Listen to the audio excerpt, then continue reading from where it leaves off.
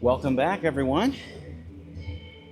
Thank you guys so much for tuning in and joining me. Just going to start with my usual pre-workout cardio of about 15 minutes. Nothing too crazy. As I said before in my other videos, that I like to do this a little slower on the Stairmaster here. So I lean forward and pull so I can really isolate the hamstrings where it ties into the glute. A lot of your big pros back in the day used to do that. Phil Heath, Ronnie Coleman, Jay Cutler, all really big believers in that.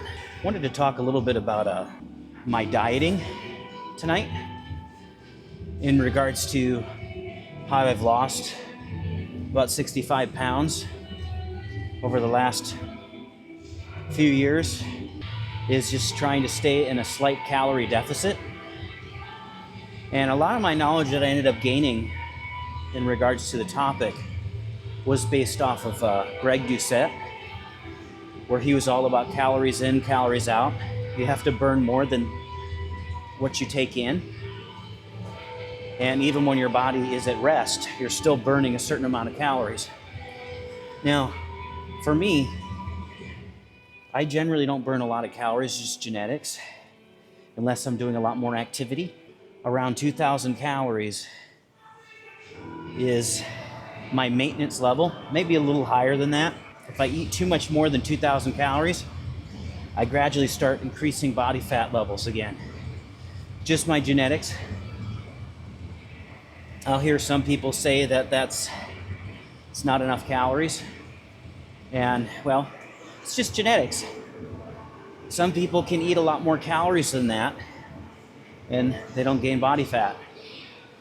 But one thing I've discovered is there's a lot of people out there that they discover that what they eat for them works. They tend to gauge the rest of their dieting and their dieting tips to other people kind of around the range that works for them. I mean, I am by no means a professional. I'm not a doctor, that's a disclaimer. I'm simply doing with what works for me.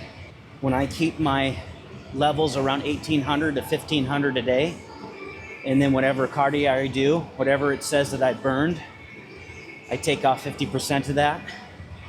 So if it says I burn like 800 calories, I'll only count 50% of that. So I'll add those 400 calories back in. Just for me, because it's really easy for me to overeat. Currently right now, I'm about 196. Was 193 last week.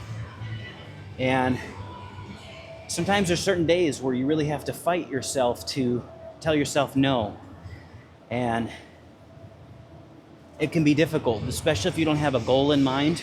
A lot of these guys, when they have coaches and they're getting ready for a pre-contest, or they're getting ready for a bodybuilding show of some sort, or a figure, they usually will have a coach of some sort.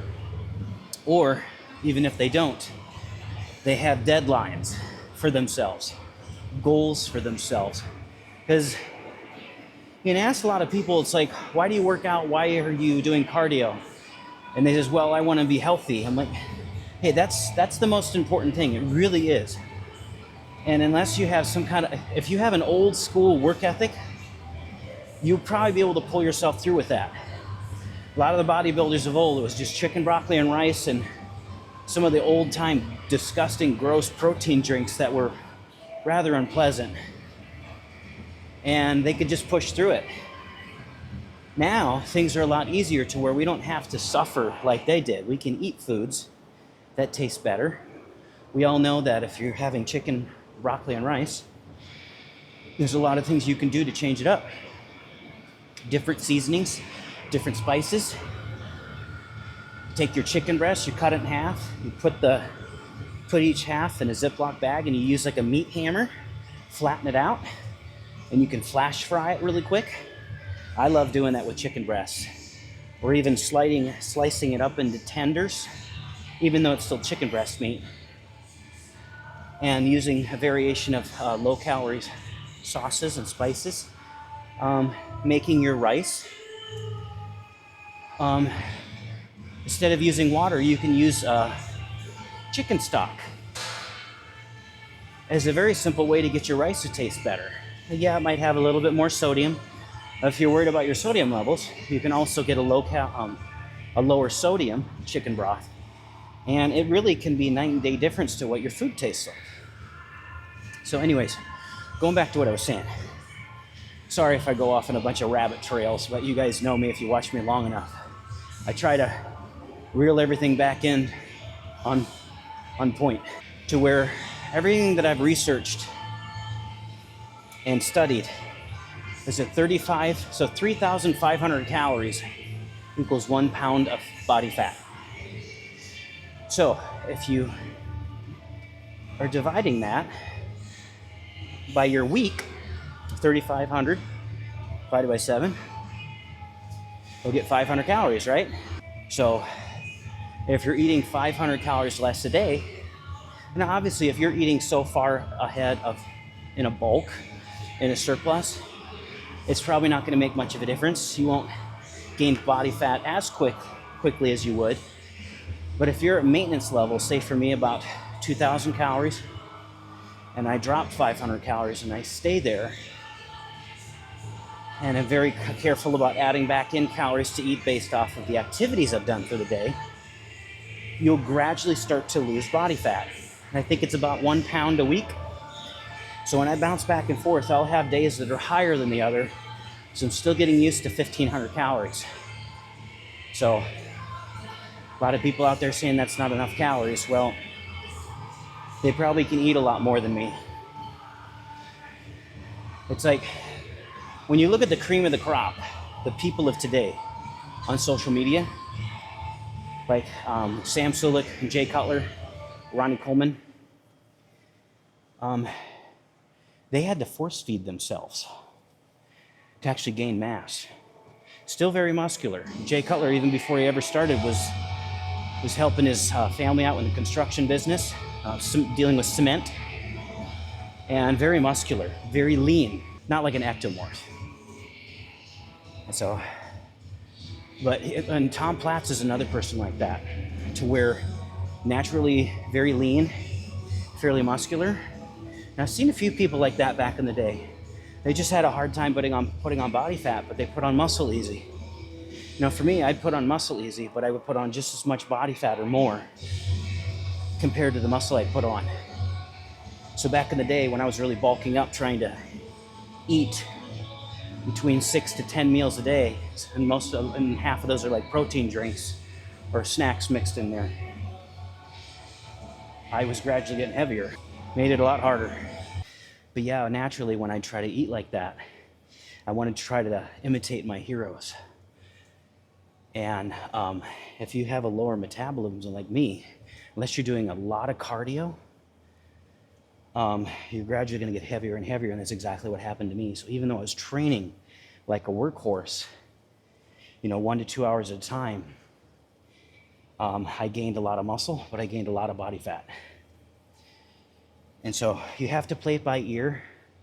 There's a lot of people that they'll kind of say, well, everyone's different, but then what works for them when it comes to dieting, they'll try to implement on other people.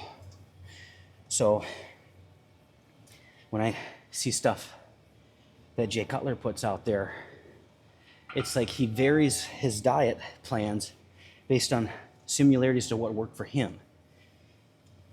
And so there's still a lot more. I mean, I'd look at that even if I was trying to lean down with what he was doing, I still would not lean down anywhere near as fast as I'd want to, just because he would have me eating too much. Or the whole idea of like, well, let's lose all the body fat now, and then we'll add muscle back in. I'm like, well, why can't we do both? The more muscle you're going to gain, the bigger of a vehicle you're going to have to move around, which means your metabolism will increase to some degree, and it'll be a little easier to burn body fat just because you're heavier, gaining muscle size. So that's why I gravitated towards Greg Doucette so much. He can eat, like for him, he's eating like 3,000 to 3,500 calories a day. I mean, obviously he's doing his cardio sessions, but he would probably be at around 3,000 calories a day just to maintain his size. And that's a lot of calories. That's 1,000, that's at least 1,000 more than me. And so, I mean, like just the same thing with his genetics. Naturally, he's very powerful and strong, even though he was really light in weight when he was young, especially when he was younger, but just naturally very powerful. Yeah, not me. Never been all that strong, but that's okay. So yeah, everyone is different, and allow yourself to have flexibility and be able to be patient with yourself. Sometimes it's easy for some people, they go all in, and if they fail a couple times, they just throw in the towel. And you have to be flexible with yourself. Even if you're in pre-contest mode, if you're getting ready for a competition and you have a day to where you mess up, life isn't over. Your life isn't over because you make a mistake. Unless you're like the day before the competition. Maybe that'll prevent you from getting first or second place. But yeah, I mean, the idea of eating 500 calories in a deficit each day, so at the end of the week, it would equal up to 3,500 calories that you would have eaten less. And it's as simple as that. It really is. People really love to overcomplicate everything. And it's like whenever I listen to Mike O'Hearn, I really love listening. He's funny, he's great, he's got a lot of knowledge, very smart. But also when I hear his dieting tips, it's a similar kind of thing to Jay Cutler's, to where they have to eat so much more to maintain. And then they have to eat a truckload of food to put on muscle mass. Why? Because they just, not only can they have a decent amount of muscle mass, they don't put on body fat quick. So when I look at his stuff, and they don't really believe in like main gaining, where you lower your body fat levels down to a certain degree, like, hey, I want to stay there. I'm not starving all the time. Now let's gain muscle through this. And for everyone, that's going to be a little different. I think Greg just said he calls that main gaining. And so I'd like to get down to 175 and see what that looks like on me and how my ghrelin hormones, because honestly, once you get below your genetic set point, if your body wants you to be at, say, like me, 40 to 50% body fat, once I get below that genetic set point, the ghrelin hormones is gradually released more. So not like all at once, just makes you feel hungry even if you're not. So the leaner I get, the more it'll release that hormone and make me even more hungry. So then I'll have to do different things, drink more water, more fluids. That's where I got that from Gordon Ramsay. He would drink a lot of water around his eating just to fill himself up, because obviously he was a big eater too. Especially with his palate, he probably wanted food that tastes good. And that can be great, but that also can be really hard when you're dieting. It's like heavy cream, butter, oil. Very easy to get a lot of calories in that you don't even know. So, but yeah, that's where things are right now. It's calories in, calories out. If you want to lose weight, you just put yourself in a 500 calorie deficit each day. And if you accidentally overeat, then maybe you have a little less for your next few days just so you get back into that range. So yeah, 500 calories into deficit, and you should lose about 1 pound of fat a week. And then the more activity that you're doing, you have some sort of a wristwatch or something that can gauge your calories. It's harder for me to do. That's why whatever I do, if I do 10,000 steps a day and it says, hey, you burned 500 calories, I cut that in half and only eat back 250 calories. And here, if it says I burned 80 calories, which is the 15 minutes that I'm doing here, I'll only count back 40 calories. And this is just kind of helping me get ready for the gym. And I'll do 15 minutes after my workout session is done. So yeah, I'm going to be training back and chest tonight. And I'll talk about this in the next video too, of what I'm doing. I'd like to start doing calves more. So I'll focus on doing one exercise for calves in the start of my workout after I do my 15 minutes of pre-cardio. So yeah, I'd like to start getting more consistent with training calves, just so I can keep them swole, keep them more full. I mean, because you walk on them every day, right? I know people say that, you should train them like every other body part, but you're not doing curls every day. I mean, yeah, to some degree you are, but when you walk, you're working your calves. So if that's the case, we train them every day, and it's high reps every day. Well, then I'll go heavy for the days I'm in here. Just one exercise though, nothing too crazy. So yeah, training things up. I'm still gonna do arms twice a week. I'll do shoulders still twice a week, but I'll do back and chest on one day. And so I was gonna do legs, but I ended up kind of tweaking my hamstring.